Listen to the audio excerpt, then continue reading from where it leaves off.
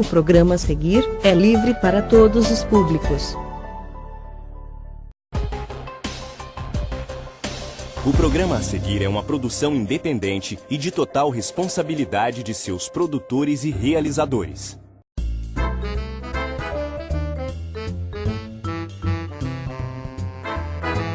Olá, amigos do Papo Panela, sejam bem-vindos em mais um programa aqui na TV em VIP, a maior e melhor web TV de Barretos e região. Hoje conosco aqui no Papo Panela, a empresária e escritora Sada Ali, e também na nossa receita de hoje vamos curtir um filé de tilápia com vinagrete e arroz. Mas o diferencial desse prato vocês vão conferir na hora do preparo. Então fique conosco, não saia daí, Papo Panela aqui na TV em VIP.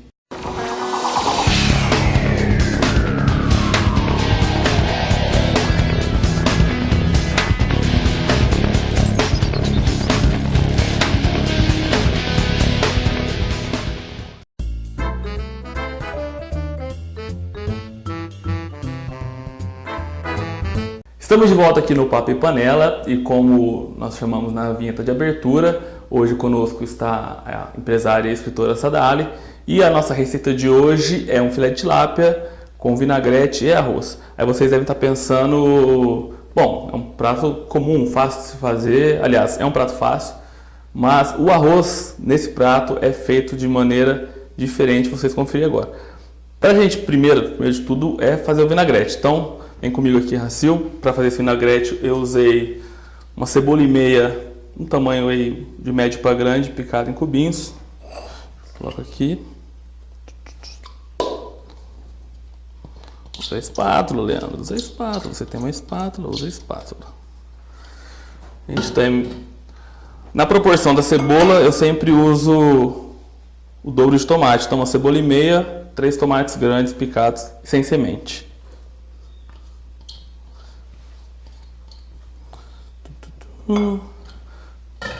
Para temperar o vinagrete, pessoal, a maioria das pessoas costuma usar vinagre, né? O próprio nome diz. Mas eu prefiro o sabor do limão, é um pouco menos ácido aí que o vinagre, então a gente vai usar o suco aí de 3 limões.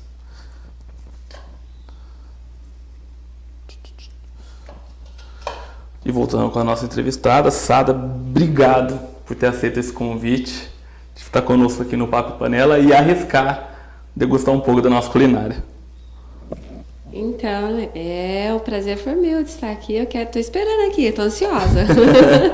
Ansiosa com essa comidinha, parece muito boa. Sada, pra gente começar nosso bate-papo, é um pensamento que a gente ouve bastante, é que antes da gente morrer, a gente deve casar, ter filhos, plantar uma árvore e escrever um livro. E você, só falta plantar árvore ou já plantou? Não, já fiz tudo. Não quero morrer ainda. Não, tá cedo, tá cedo. Mas já fiz tudo. Já casei, já tive filhos o suficiente, já escrevi livro, continuo nessa linha de livros, já plantei árvore, planto flores também, planto frutos também e vou colher deles todos. Sada, vamos falar um pouco dessa sua carreira de escritora. Como surgiu essa vontade? Você, desde criança, teve essa aptidão para escrever? Porque, às vezes, a gente enxerga nos grandes poetas, nos grandes escritores, que é uma coisa que eles trazem da infância, da educação infantil, né, do colegial, e carrega até a vida adulta. Como é que foi?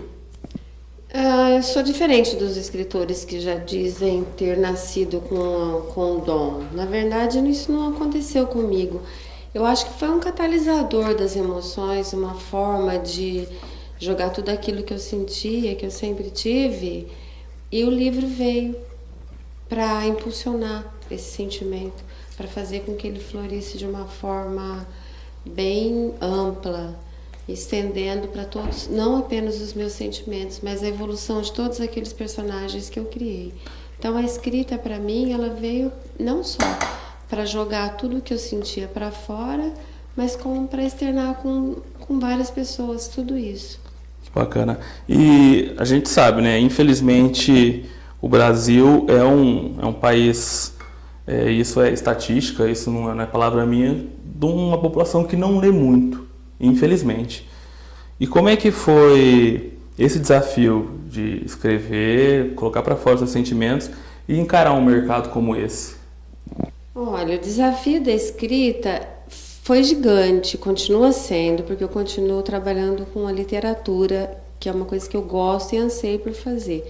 Mas o desafio de viver da literatura no país é ainda maior, bem mais complicado. Acho que viver da literatura aqui são poucos que conseguem, e aqueles que já têm uma mídia trabalhando em cima, uma editora que eleva esse potencial dele e faz com que ele consiga vender livros. No meu caso, a minha venda é mínima, não me permitiria sobreviver. Isso é feito por amor à arte mesmo, por amor àquilo que eu faço, mas não me permitiria sobreviver. É um desafio gigante. E citando o brasileiro que não lê, continuando aí nesse gancho teu, o brasileiro realmente não lê pouco. Mas quem gosta e pegou o meu livro para ler, ama. Assim, até hoje eu não ouvi nenhuma palavra em contrário, o que reforça a minha tese de que eu devo continuar escrevendo, muito embora não sendo esse a minha referência, o financeiro. Não vai ser. Eu trabalho com outra coisa, que é o chocolate que todo mundo sabe. É esse que me sustenta. O livro é um prazer. E ele se sustentando, o livro se sustentando na sua confecção, vamos dizer assim, já me deixa satisfeita. E eu consigo isso. Bacana.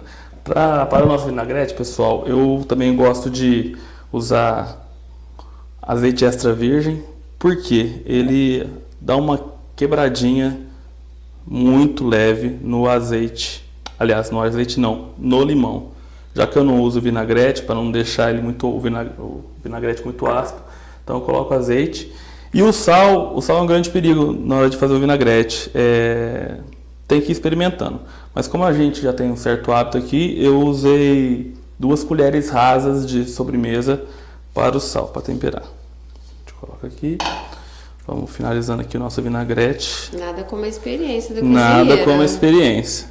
Mas vai a olho. O bacana de cozinhar, enfim, esse tempo todo cozinhando, é você experimentando e dar o seu toque. Eu, por exemplo, o meu toque é usar o limão em vez de usar o vinagre. Porque eu acho... O meu toque é usar os dois. Porque eu achei mais saboroso só o limão. Se caso ficar carregado no sal, pessoal, conforme vocês forem experimentando, vocês podem colocar aí uma colher de café rasinha de açúcar para equilibrar, ou um pouquinho mais de água. Então nosso vinagrete está pronto. Conferir aqui nosso vinagrete. E agora a gente vai montar o nosso peixe para levar ao forno. Vocês vão precisar de papel alumínio. Como usar o papel alumínio, pessoal? O lado mais brilhante é o lado menos aderente. Então, é o lado que você vai colocar a carne em cima.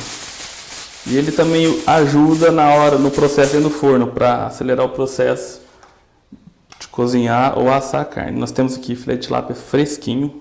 Eu quero mandar um grande abraço para o Marquinho, que quando a gente precisa comprar filé de tilápia aqui para o Papo Panela, é ele quem nos fornece. Então a gente dispôs aqui o filézinho de tilápia. E eu tinha dito que o arroz era filé de tilápia com vinagrete e arroz. Como a gente vai fazer o arroz agora? O arroz já lavado, depende da quantidade de pessoas. Aqui eu tenho um copo ou uma xícara de arroz. A gente coloca o arroz sobre o peixe.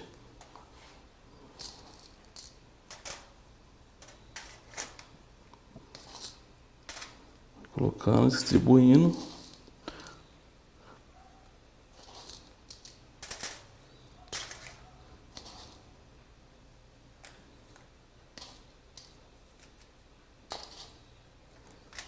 O arroz colocado sobre o peixe. Agora a gente vai colocar o vinagrete. Vou entrevistar o entrevistador. A sua mãe cozinha também?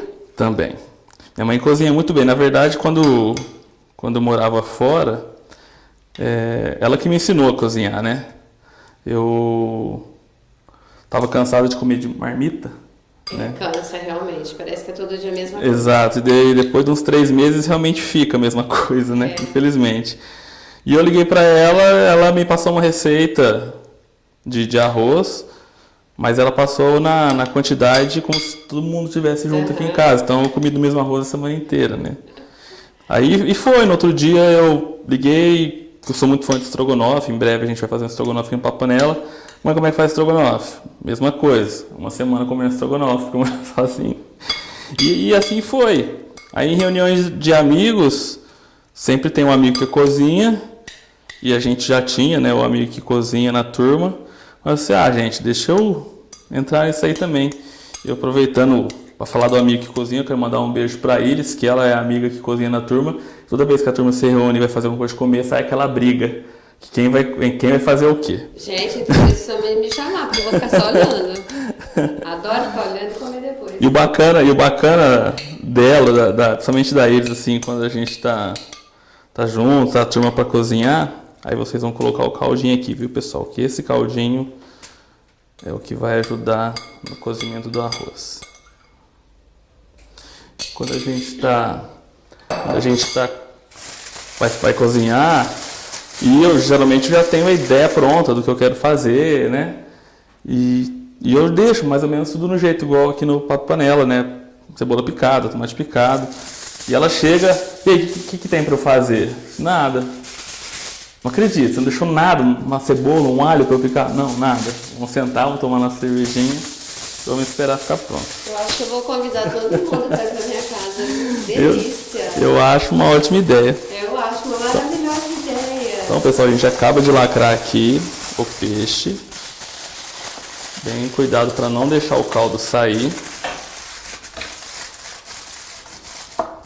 Lacradinho.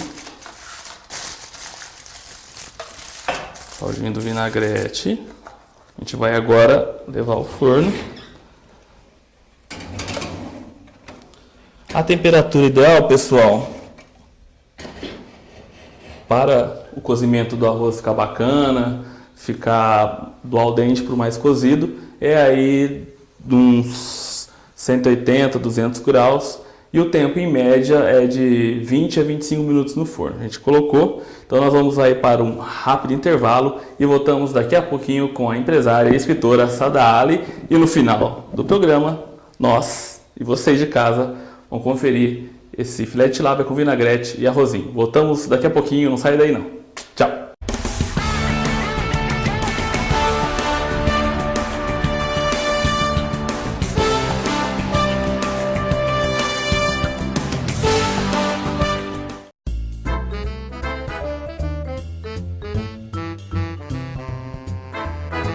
Estamos de volta aqui no Papo e Panela com a empresária e escritora Sada Ali. Sada, nós falamos no primeiro bloco aí de carreira, de como você começou a escrever, desse mercado injusto que é o mercado de livros no Brasil, principalmente porque o povo brasileiro é um povo que não lê muito, acaba aí prejudicando quem tenta ou quem vive mesmo da literatura.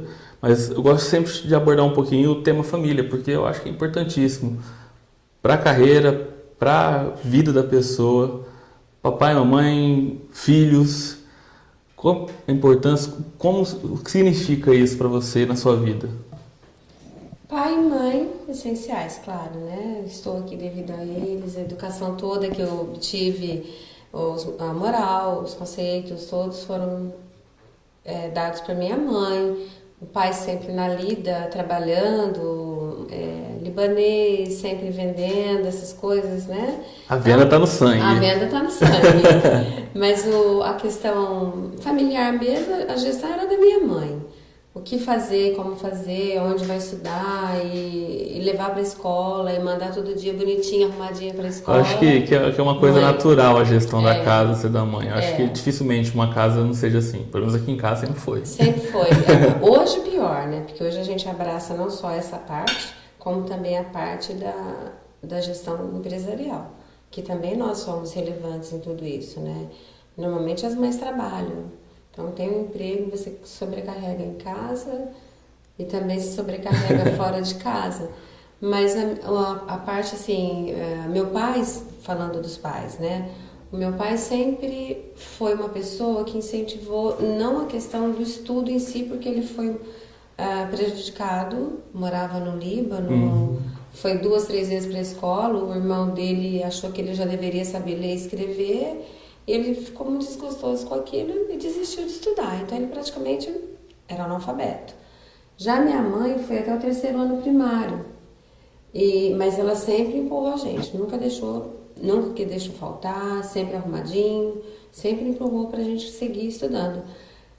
Embora meu pai não soubesse ler nem escrever, o que ele fazia? Ele comprava jornais para a gente ler o tempo todo. Então nós éramos assinantes do Estadão, na época, Estadão, a Folha, isso ele não deixava faltar em casa. Que ainda são referências. Que ainda são você referências. filtra, né? Aquilo que você acha que está de acordo, aquilo que está favorecendo a máquina do governo ou a máquina do que virá depois, o outro governo. Então a gente sabe filtrar, porque você não pode se ater somente a um meio de comunicação. Sim.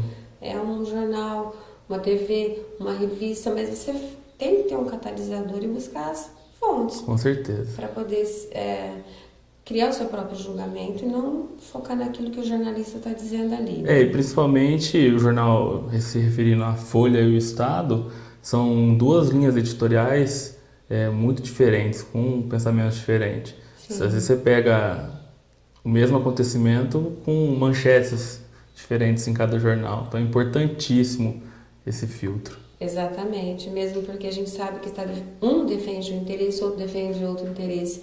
E existem aqueles que não defendem interesse algum, que são somente um cidadão a serviço da população. Tem um jornalista, que não é o nosso papo aqui, mas enfim, que entra sempre, eu esqueci o nome dele. Ele é professor, filósofo, e ele fez uma matéria muito interessante sobre a desocupação dos imóveis em São Paulo. Eu acho muito fantástico aquela matéria dele. Eu esqueci o nome, é um nome diferente. Porque hoje manda-se sair daquele espaço onde eles estão ocupando, os sem casa, os sem teto. Manda sair. Mas, enquanto a gente sabe que em São Paulo existem grandes empreendimentos que estão ocupando espaço público há anos e não pagam nada. Bradesco, vários clubes em São Paulo, Espério, enfim. Rede de televisão. Clube Pinheiros. Então, rede de TV. E os coitados que estão lá, que não tem como pagar aluguel, São Paulo é cruel. Geralmente estão ocupando prédios que foram construídos, que a construtora desistiu, está lá parado o esqueleto, não vai morar ninguém, e de repente o dono resolve pedir posse. Porque estão lá, né? Porque tem aquela coisa do é meu. Está lá desocupado, ninguém quer saber. Entrou alguém... Então, eu acho que nenhuma coisa está certa, nem a outra está certa, mas acho que tem que ser a César o que é de César, a Deus o que é de Deus. Então, da mesma forma como estão agindo com os grandes empresários, dando esse espaço para que eles ocupem sem pagamento, espere essas pessoas criarem um mecanismo de sobrevivência. Ajude, dê a mão, estenda, né? Crie uma forma com que eles possam sobreviver e pagar aluguel, que eu acho que ninguém quer viver de graça. Porque, e um outro problema que gera ao tirar essas pessoas desses prédios que já estão vazios, é que elas não têm para onde ir. Justamente. Então você gera um conflito, né? Porque o Estado precisa da polícia militar, então entra com uma ação judicial, a polícia militar acaba sendo obrigada a ir lá, a intervir e desocupar. Gera conflito. Rebelião, queima de pneu, agressão, prisões, e depois vem um outro agravante que é para onde a gente vai, para onde eu vou colocar meus filhos. Justamente, e eu estive bem próximo deles, porque minha sobrinha mora no centro de São Paulo, e a gente, no dia que teve essa última rebelião, da última desocupação, eu estava lá bem próximo a esse pessoal. E eu ouvi várias pessoas dizendo, vocês vão sair de casa, porque eu fui para São Paulo para ir num jantar político. E de lá eu saí para investir na minha carreira literária, que eu quero lançar na Casa das Rosas.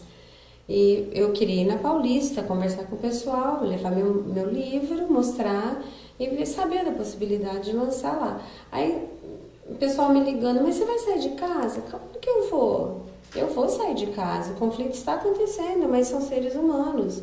Parece que você enxerga ali como um bando de marginais. Não é. A gente tem que realmente saber filtrar o que a mídia passa, né? Tem que saber filtrar, porque ali estão gente vinculadas, querendo demonstrar que ali existe um bando de arruaceiro. São pessoas infiltradas, Sim. que estão ali para descaracterizar o movimento. Mas atrás de tudo isso tem seres humanos, porque a própria Globo mostrou uma reportagem onde o menininho grudou no policial Sim. pedindo para proteger o pai dele. Ou seja, são seres humanos. E eu, quando falo, eu sou meio chorona, eu sempre lembro assim, meu olho já começa a ficar meio lacrimejante, porque você não pode desamparar. É verdade. Mudando um pouco de assunto, vamos falar então do seu livro, Perfume dos Laranjais, 2 edições lançadas já. E como você estava falando, você já fez lançamento em grandes feiras, com bastante visibilidade, e tem planejamento para mais um grande evento logo mais. Tem vários planejamentos, assim, a gente tem que dar umas pinceladas rápidas em tudo, porque senão nós não conseguimos falar. Eu sou boa de prosa, eu converso a tarde inteira aqui. Também gosto. Eu não acabo. Mas eu já fiz vários lançamentos, não só dentro do Brasil, como consegui também através do Ministério da Cultura, lançar em Lyon, na França. E foi uma coisa muito bacana que aconteceu lá, de lá também. Eu estive em Londres passeando, conhecendo, eu tenho uma irmã que mora lá, mas o meu livro também já tinha estado no stand London Book Fair, ele participou da exposição lá, Salão de Paris, lancei em Olinda. Então, assim, lançamentos eu tive vários. São João del Rei, que foi o meu gancho de start aqui do livro. Tem várias cenas que se passam lá. E eu estive lá lançando na universidade. Esse teve um sabor muito diferenciado, porque foi através de editais. Eu mandei o livro para aprovação, eles leram, a comissão leu o livro, gostou, aprovou o lançamento dentro da universidade. Então teve um quero mais ali dentro, né? Mas assim, são ações pontuais. A coisa bacana para chegar a acontecer, para fazer um livro deslanchar mesmo, tinha que ser uma coisa mais, uma ação mais assim, geral, não um pontual aqui, um pontual ali. Mas eu estou super satisfeita com o meu trabalho, com as respostas dos meus leitores. E nesse dia em São Paulo, Leandro, eu fui para ver a possibilidade de lançar na Casa das Rosas, que é vinculada ao Estado. Não é um órgão institucional pertencente a alguém, um ou outro, é o Estado. E lá passa-se também por uma comissão de julgamento de material. E eu deixei o livro com o pessoal para conhecimento, para aprovação, e deu certo. Bacana. Já em março do ano que vem, lá estaremos. E é maravilhoso o lugar, perfeito, assim... São conquistas que eu vou buscar sozinha, não tem um apadrinhamento, não tem uma pessoa que fala, não, vou te colocar lá em tal lugar. É na raça mesmo, na luta, né? É desbravando. Gente, muito bacana, conosco aqui Sada Ali. Então o nosso peixe já está quase pronto. Sada... O cheiro tá bom. O cheiro tá gostoso. Tá. Perfume aqui, pena que então, o pessoal, teu telespectador... Ainda não tem a TV 5D, né? Que é a TV com cheiro. Então a gente vai para o nosso forno e colocar aqui para a gente encerrar nosso programa. Então é só um clique.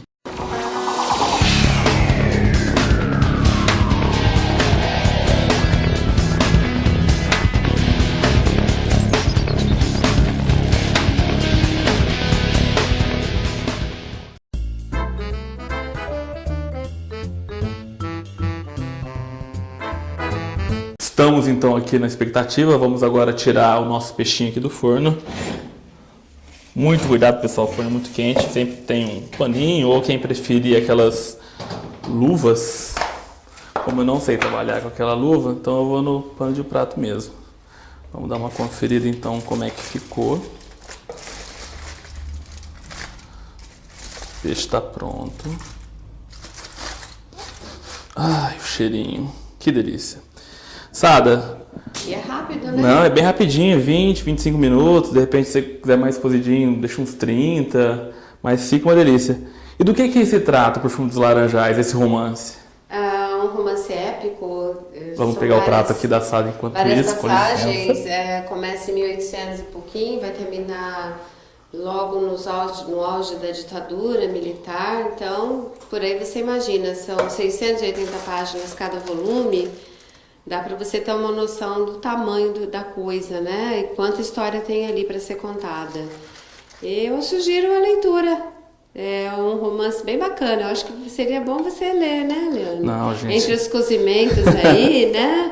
Para o nosso finalzinho de tarde, no domingo, a gente vai... Isso, finalzinho de noite. Esse é o seu. Leva Não, finalzinho pra de noite eu cabeceira. não consigo, porque... Coisa boa, hein? Eu tenho o péssimo hábito de gostar muito de dormir também. Então, se eu pegar pra ler no comecinho de noite, atrapalha. Tem que ser no finalzinho de tarde, que o corpo tá acordado ainda. Consegue ler um pouquinho mais. Consigo Tá ler lindo um esse pouquinho prato mais. aqui, Leandro. Tá Nossa. lindo. Vamos ver se... Aprovado. É aprovado. Vamos aqui tirar o meu também, né? Porque também sou filho de Deus. Também gosto de um peixinho. Leandro, acho que Sada, quero te agradecer mais uma vez. Obrigado por ter participado do Papo Panela. Parabéns por esse trabalho, por essa força de vontade, por esse livro e que venham aí muitos, muitos mais trabalhos. Parabéns para nós, parabéns pelo seu prato, parece muito bom. Vamos saborear aqui. Vamos lá. Agora vocês de casa aí vão ficar só na vontade. Vão seguir a receita, né? Então, pessoal, obrigado por estarem conosco aqui no Papo Panela mais uma vez, a TV em VIP. Agradeço aí a audiência de todos vocês. Peixinho com arroz e vinagrete, feito de uma maneira diferente, uma maneira um pouquinho mais ousada. Até o próximo programa. Sada, por favor. Pois não.